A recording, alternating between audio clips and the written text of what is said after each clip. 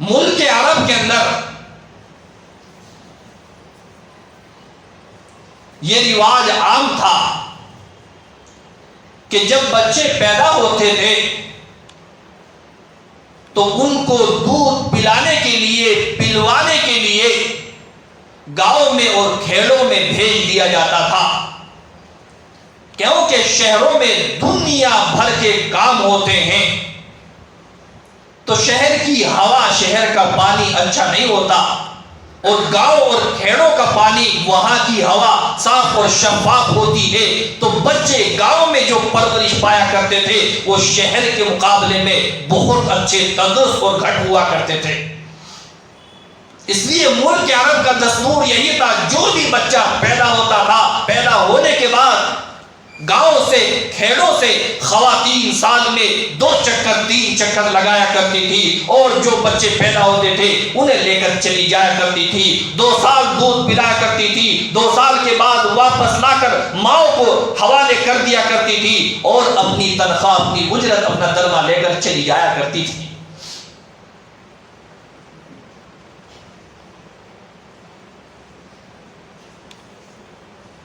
بنو سعد کی خواتین طائف کے قرب و جواب سے چل کر آتی ہے اور مکے کے اندر جتنے بچے پیدا ہوئے تھے تمام بچوں کو لے لیتی ہے۔ حلیمہ سعدیہ رضی اللہ تعالی عنہا،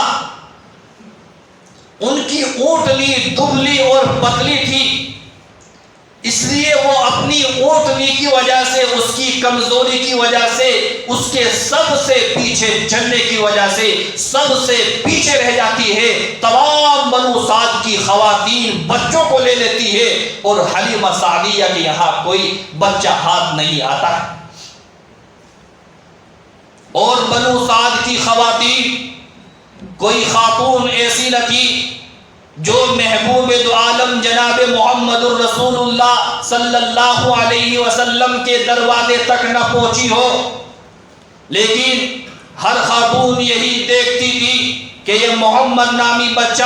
اس کا باپ تو دنیا میں نہیں ہے، تو پھر اس کو دودھ پلانے کی اجرت ہمیں کیا ملے گی؟ اس گھر سے کچھ بھی ملنے والا نہیں ہے، اس گھر سے کوئی توقع نہیں ہے، اس لیے محمد کو یوں ہی چھوڑ کر چلی جایا کرتی تھی۔ تاریخ کے اندر آج ان بدقسمت خواتین میں سے ایک کا بھی تذکرہ آپ کو نہیں ملے گا۔ ان کے نام کیا تھے، ان کے بچے کیا تھے، کسی کا کوئی تذکرہ نہیں ملے گا۔ انہوں نے محبوب دو عالم کو یتیم سمجھ کر چھوڑ دیا، اور انہیں خبر نہ تھی یہ یتیم نہیں بلکہ یہ تو در یتیم ہے، یہی وہ نومولود معصوم بچہ ہے کہ جس کے ہاتھوں میں قیصر و کسریٰ کے خزانوں کی کنجیاں رکھی جانے والی ہے، یہ وہی بچہ ہے جس کا دنیا کے اندر اگرچہ کوئی مربی نہیں ہے، کوئی پرورش کرنے والا نہیں ہے، بظاہر اس کی کوئی تربیت کرنے والا نہیں ہے، بظاہر اسے کوئی اجرت دینے والا نہیں ہے، مگر آسمان و زمین کا وہ مالک جس کے ہاتھوں میں آسمان و زمین کے خزانوں کی بے شمار کنجیاں ہے، وہ اس کی حقی، وہ اس کا مربی ہے، وہ اس کا حقیقی تربیت کرنے والا ہے، اور وہ اسے، اس کی تربیت کرنے والے کو، اس کے دودھ پلانے والے کو اس کے وہم و گمان سے زیادہ اجرت دینے والا ہے۔ یہ کسی کے بھی وہم و گمان کے اندر نہ تھا۔ تمام خواتین چھوڑ کر چلی گئی، تمام نے محبوب دو عالم کو ٹھکرایا، تو تاریخ نے انہیں ایسا ٹھکرایا کہ آج ان کا نام و نشان دنیا کے اندر نہیں ہے۔ اور حلیمہ سعدیہ نے اپنے سینے سے میرے محبوب دو عالم کو لگایا، تو تاریخ نے آج انہیں اپنے سینے سے لگایا اور دنیا کو بتایا کہ حلیمہ سعدیہ خاتون کون خاتون تھی، اس کا گھرانہ کیسا گھرانہ تھا، اس کے بچے کتنے بچے تھے، اس کے شوہر کا نام کیسا، شوہر کا نام کیا تھا، تمام تفصیلات تاریخ کی کتابوں کے اندر آج موجود ہیں۔ تمام خواتین میرے محبوب دو عالم کو چھوڑ کر چلی جاتی ہے، اور میں کہتا ہوں انہوں نے محبوب دو عالم کو نہیں چھوڑا بلکہ میرے محبوب نے انہیں پسند ہی نہیں کیا۔ یہ امانت حلیمہ کی تھی تو کوئی دوسرا کون لے کر جا سکتا تھا؟ حلیمہ کی امانت دوسرا اس پر کیوں اور کیوں کر قبضہ کر سکتا تھا؟ حلیمہ سعدیہ کو کوئی بچہ نہ ملا، اپنے شوہر سے کہنے لگی، اے میرے شوہر، میرے دل کے اندر بار بار یہی بات آ رہی ہے تو کہ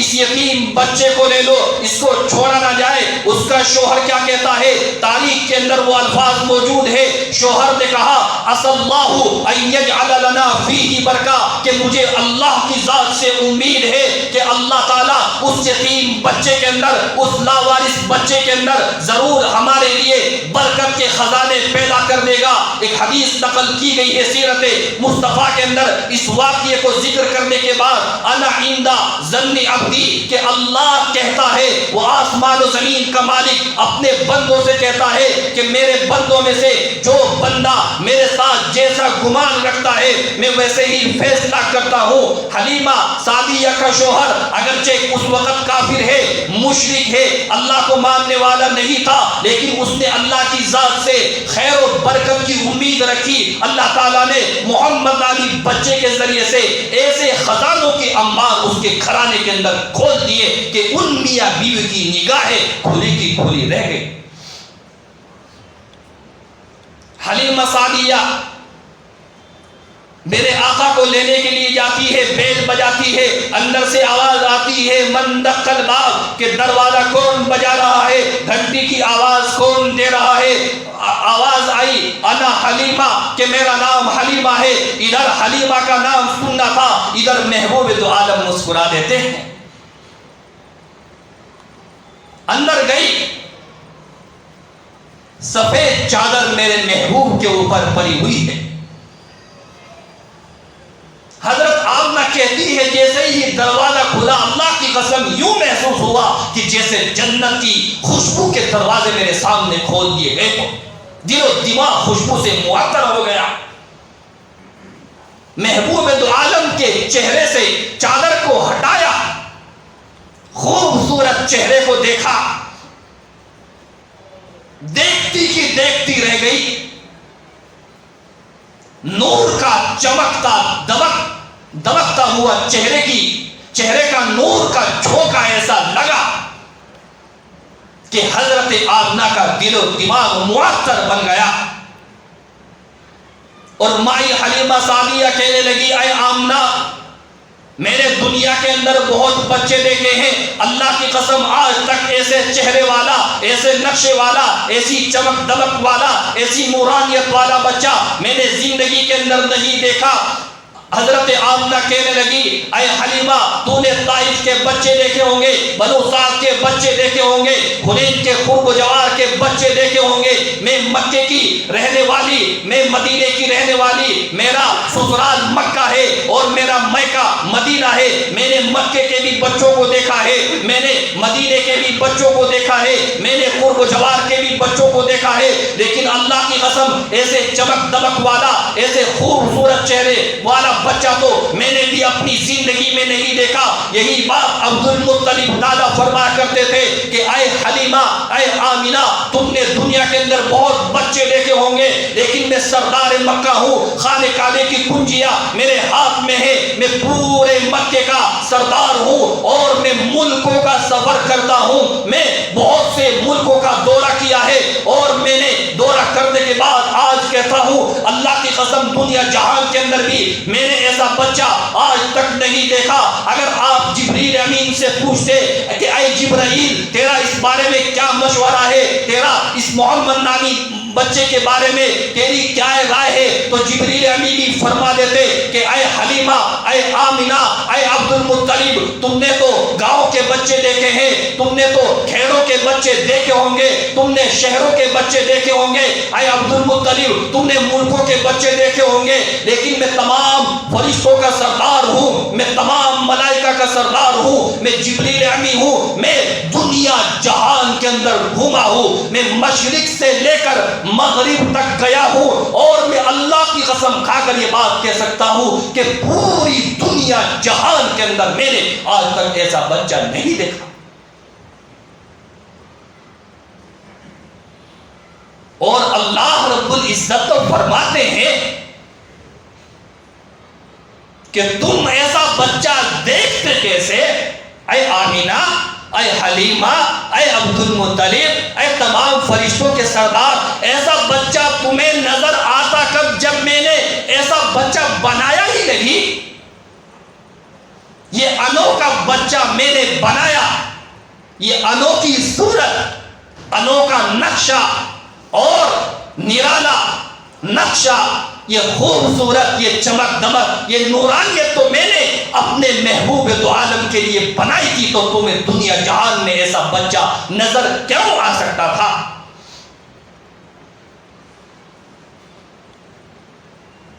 مائی حلیمہ سعدیہ رضی اللہ تعالیٰ عنہ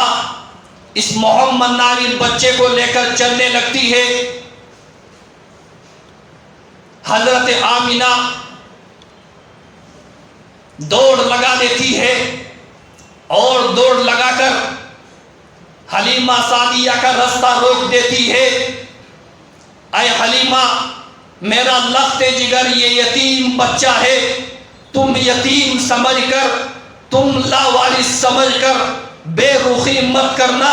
بے اعتنائی مت کرنا، بے توجہی مت کرنا، بے پرواہی مت کرنا، تم یتیم سمجھ کر اس کے اوپر توجہ نہ دینا، ایسا نہ ہونا چاہیے۔ بے اعتنائی، بے رخی، بے توجہی تیری طرف سے ہرگز نہیں ہونی چاہیے۔ میرا بچہ یتیم ہے، لاوارث ہے، لیکن اللہ کی ذات سے، اس کے کرم سے، اس کے فضل سے جو بھی میرے سے بن سکے گا میں تجھے دینے کی کوشش کروں گی۔ اللہ کی توفیق سے جو بھی ہوگا سب کچھ تیری جھولی میں ڈال دوں گی، لیکن حلیمہ تو بے اعتنائی، بے توجہی میرے اس لخت جگر کی طرف سے اسے یتیم سمجھ کر مت کرنا۔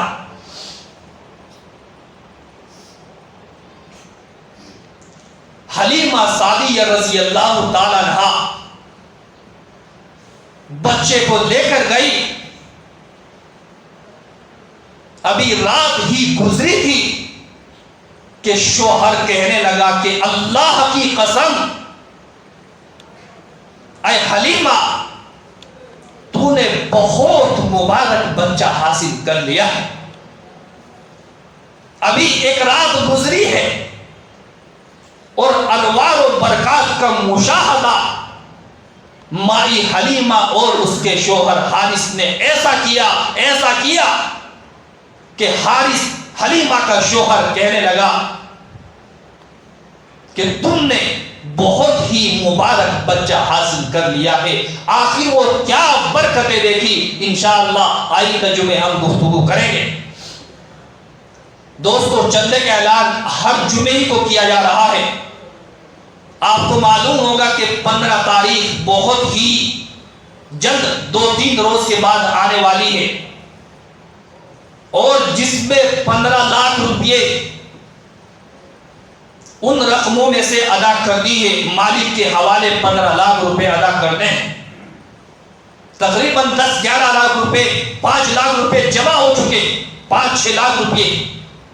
تقریباً 9-10 لاکھ روپے کا انتظام کرنا ہے۔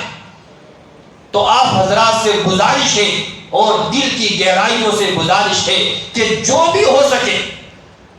اب 50 روپے 100 روپے کوئی بھی اس زمانے کے اندر ویلو اس کی نہیں ہے۔ بیکری پر جائے، آپ کے ساتھ 2 دوست ہو، آپ ادھر سگریٹ ماریں گے، ادھر چائے پئیں گے، ادھر بسکٹ لیں گے، 100 روپے آپ کے اڑ جائیں گے۔ آپ مہینے کی کمائی میں سے اگر 50 روپے